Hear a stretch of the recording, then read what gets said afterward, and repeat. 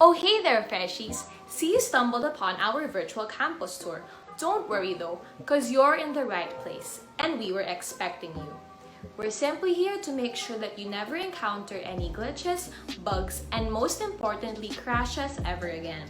As we are here to guide you through this wonderful, hyper-realistic 3D model world that we call the Ateneo School of Medicine and Public Health, ASMPH for short. This virtual tour is brought to you upon by DNP, Logistics, and your TNTs. The Ateneo School of Medicine and Public Health, also known as ASMPH, is formerly known as Don Eugenio Lopez Sr. Medical Complex. It was founded by Alfredo R.A. Bengzon, MD MBA, and was inaugurated on November 23, 2007. The land on which the building stands on is actually owned by Manila Electric Company or Meralco. Our current Dean of ASMPH is none other than the one, the only, Dr. Zenon R. Alfonso, MD MBA, also known as Dean Dodi. And you may be wondering at this point, hey, when will we go inside? Don't worry, cause we will go in as one, as we make sure that hashtag no Atenean is left behind. Okay, I think that's everyone. Okay, let's go. Always greet the guards when you pass by them, as they will be there to help the student. The ASMPH guards are very involved with the community, and they really appreciate it when they get to know the students. The guard station here are also in charge of opening the rooms we have reserved. As some of the rooms we reserved are locked, as they hold a list of room reservations per day. You can also ask the guards to hold on to any lost and found item, or any item you want them to pass on to someone, just in case you don't have time to meet up with the said person. Next we have here Chongte, usually the lecture hall where while 6 or second year students have their classes. However, take note that there may be instances where while 6 would have to switch classrooms for logistical purposes. This lecture hall is where different orgs may conduct talks and activities wherein students may take part. This may also serve as one of the exam rooms for other year levels. Chongte has an official capacity of 174 people, but they increased this by adding armchairs at the back to accommodate the ever-growing student body. Now, this is where we keep all trophies and medals we win while representing our school. Though we have a smaller talent pool compared to other medical schools, Ateneo's focus on holistic growth of its students has led to numerous podium finishes from sports competitions like Palarong Medicina and performing arts competitions like MedGroove. We are now walking through Qingtan Hall. Along Qingtan Hall, you will find 5 main offices. First would be the cashier, where we pay for fees like tuition and car stickers. But note that the cashier is in operation only on Mondays and Wednesdays from 12 noon to 5 p.m. Next, we can see the administration's office, which is where we will find our current dean, Dean Zenon R. Alfonso.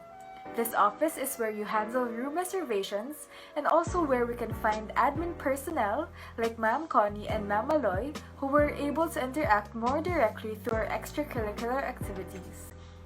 Next is the faculty office, which is home to the faculty members. However, not all faculty members stay in this office, as most of our lecturers are practicing doctors who are busy working. This is also where you can find your YL5 admin assistant, Ma'am Patty. Next, we will be heading is to the office of the registrar, which is important especially during enrollment period. And finally, here we can find the accounting office. On your left, we can see Blessings, offering photocopy and binding services at an affordable price. This is where students may have anything photocopied or where you may have your chances or readings bound.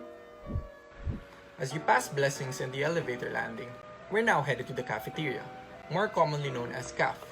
There are usually 3 areas where students can buy food and beverages. Number 1, you have Kapedad. Number 2, the smaller second ZCAF stall.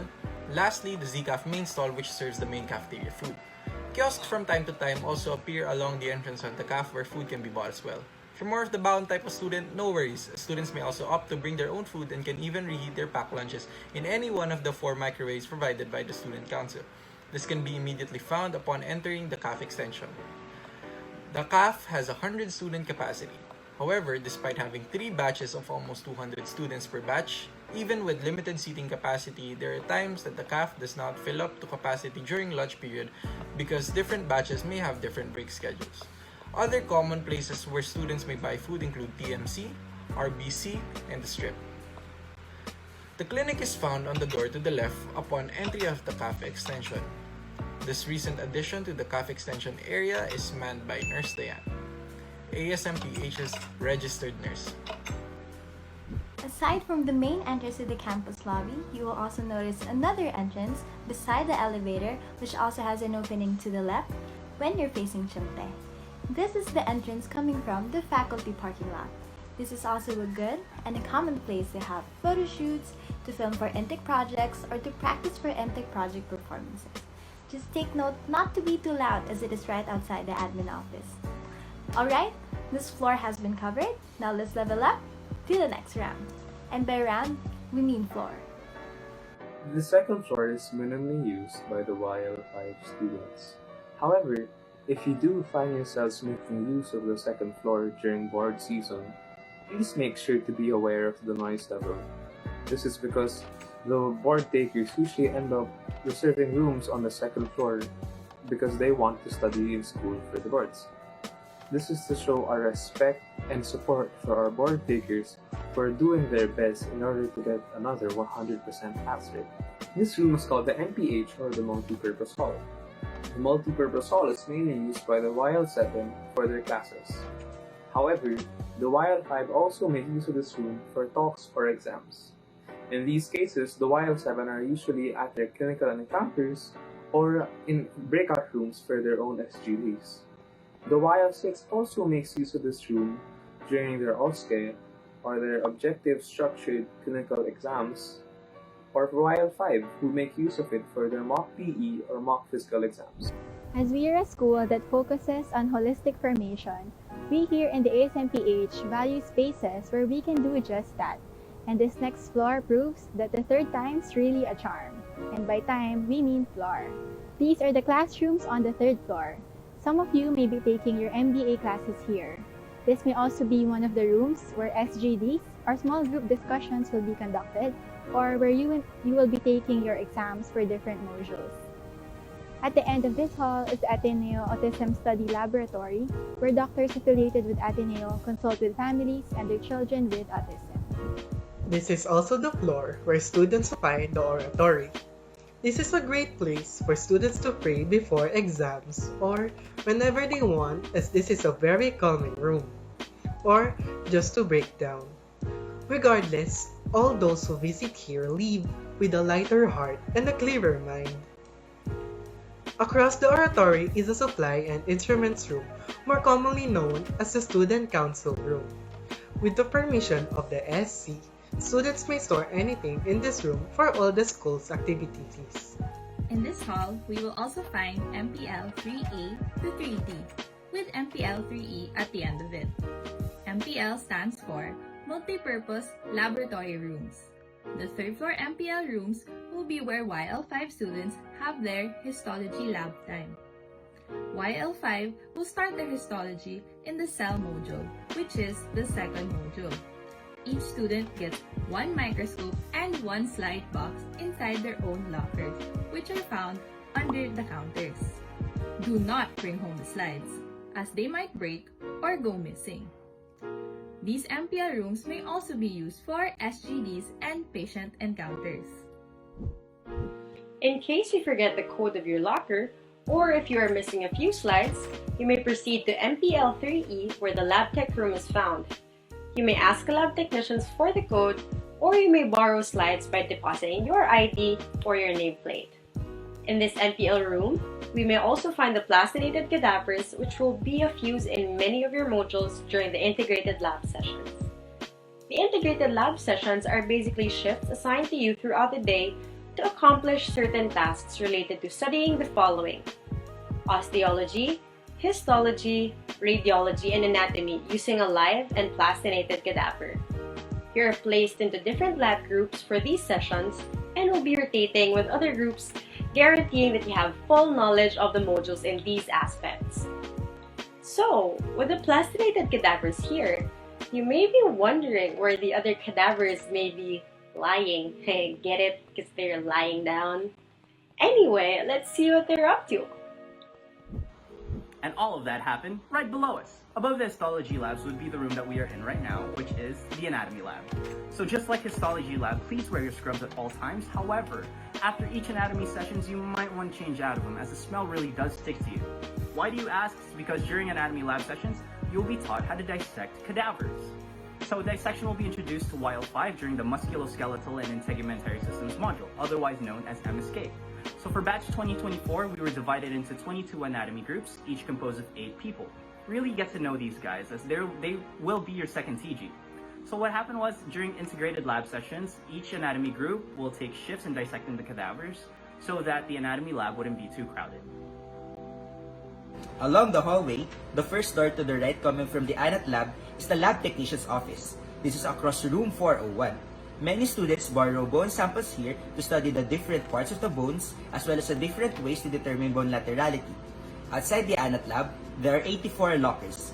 These lockers are often used for the storage of lab materials such as gloves, masks, dissecting kits, etc. This is also a good place to leave books and other materials that are difficult to bring home. Many YL5 students make use of this space to study prior to exams and during Integ lab time. Many students bring bone samples here from the lab technicians and study them here. Now, we'll be headed to the library. As we enter, let us say hello to our very own librarian, Mrs. Jonaby Arevalo. The library is a great area for studying as it is quiet and almost everyone around you will be studying, so the environment is very conducive for learning. The library is open at 8 a.m. to 8 p.m. on weekdays, 8 a.m. to 5 p.m. on Saturdays, and is closed on Sundays and holidays. The library has 2 floors. Access to the library on the 5th floor can only be obtained through the library staircase on the 4th floor. They also have available conference rooms that you can reserve for group studies and meetings. Now, we're going to the 5th floor lecture hall. This lecture hall has seen the many fresh-faced freshies like yourselves experience the first official classes of the ASMPH. Every formal lecture, group projects, and a few naps here and there have all happened in this very room. With one huge blackboard, plus 3 screens situated on the left, middle, and right sections of the front of the room for all students to easily see what's going on. Outlets for charging your electronic devices are placed all throughout the hall in case your gadgets would need them. As you can see too, there are 2 restrooms situated at the back of this lecture hall for easy access for your 1s and 2s. Now we've reached the highest floor, and as Newton said, what goes up must come down, so down we go. Sadly, the elevator only services the 1st to 4th floors. With that, down the emergency exit stairs we go to get to the elevator, and it's good for the heart. It is in these 5 floors where you'll get to experience 5 years of ups and downs and everything else in between that makes the med school journey worthwhile, both MD and MBA. Now we've reached the elevator, more spacious than usual, perfect for those last few minutes in the morning rush before school starts. And for the extremely time-conscious, it takes 19 uninterrupted seconds, including the opening and closing of elevator doors, to travel between the 1st and 4th floors. Sometimes, students or organizations may bring in concessionaires to school and sell their food in the red brick area just outside the CAF. This is also where the Blue Bubble Band and Battalion have their training. Parking is very scarce in ASMPH. As of January 28, 2020, while 5 to while 7 have 16 parking slots each year level. However, there are other ways to obtain slots. Due to the scarcity of parking in ASMPH, the admin prefers students to create carpools with 5 members or more. Once granted, carpools will obtain a sure slot reserved among the limited number of carpool slots available. The carpool slots, if not filled, are counted as free for all only after 10:30 a.m. Other parking facilities nearby are the strip open parking just outside the campus, the strip closed parking underneath the building with 7-Eleven, Sapphire, and TMC. As you may not necessarily experience the physical building of the ASMPH for the start of your med school journey, you need not worry. Every aspect of the ASMPH will be standing strong, proud, and eagerly waiting to welcome each and every one of you when the time comes to come back as #OneASMPH. Thank you, and welcome once again to the beginning of your med school journey here in ASMPH.